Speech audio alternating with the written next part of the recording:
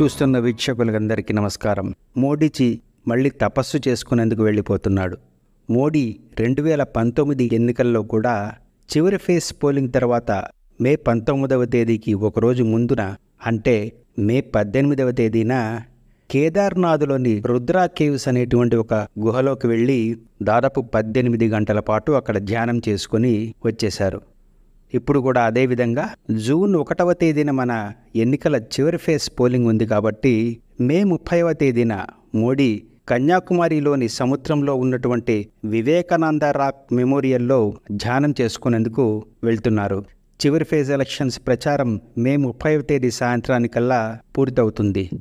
మోడీ వెంటనే same day నైట్కు Trivandrum వెళ్ళిపోతున్నారు. మోడీ అక్కడి నుండి నేరుగా కన్యాకుమారి వెళ్ళిపోయి 31వ తేదీ మొత్తం అక్కడ ధ్యానం చేసుకుని 1వ తేదీ సాయంత్రానికి న్యూఢిల్లీకి రిటర్న్ వస్తున్నారని వార్తలు వస్తున్నాయి. ఈ ప్రోగ్రాం ఇంకా పూర్తిగా అఫీషియల్గా డిక్లేర్ చేయలేదు. కానీ ఇప్పటికే కన్యాకుమారిలో ఉన్నటువంటి ఆ మొత్తం మెడిటేషన్ ప్రాంతాన్ని సెక్యూరిటీ వాళ్ళు స్వాధీనం చేసుకొని పూర్తి భద్రతా ఏర్పాట్లు చేస్తున్నట్లు వార్తలైతే వస్తున్నాయి. 2019లో కూడా ఇదే విధంగా ఇంతకుముందే చెప్పినట్లు కేదార్నాథ్లోని రుద్రా కేవ్స్ అనేటువంటి గుహలో మోడీ 18 గంటలు ఒక్కడే ధ్యానం చేసుకొని వచ్చాడు. రుద్రా కేవ్స్ అనేది ఒక చిన్న గుహ. దానిలో ఒక బాత్రూము, హీటరు, గీజరు, కుర్చీ, టేబుల్ మాత్రం ఉంటాయి. ఒక కాలింగ్ బెల్ కూడా ఉంటుంది.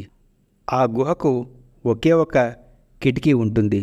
ఆ కిటికీ గుండా కేదార్నాథ్ దేవాలయాన్ని చూడవచ్చు. అంతే.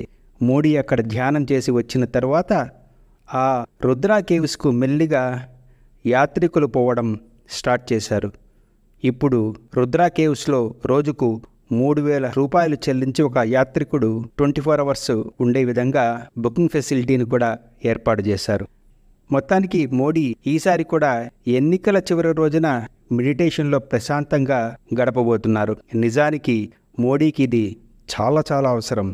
గత 45 రోజులుగా మోడీ దేశమంతా చుట్టేసి ఉపన్యాసాలు ఇచ్చి పూర్తిగా అలసిపోయాడు.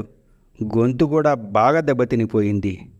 ఇలాంటి సమయంలో ఒక రోజు లేక 2 రోజులు నిశ్శబ్దంగా ప్రశాంతంగా అన్నిటికీ దూరంగా ఒంటరిగా ఉండడం అనేది చాలా చాలా ముఖ్యం. కాబట్టే మోడీజీకి ఇప్పుడు ఈ విధమైన అత్యంత ప్రశాంతమైన మెడిటేషన్ అనేది చాలా ముఖ్యమైనది. మిమ్మల్ని మరొక వీడియోలో కలుసుకుంటాను. మీ అందరికీ సెలవు. నమస్కారం.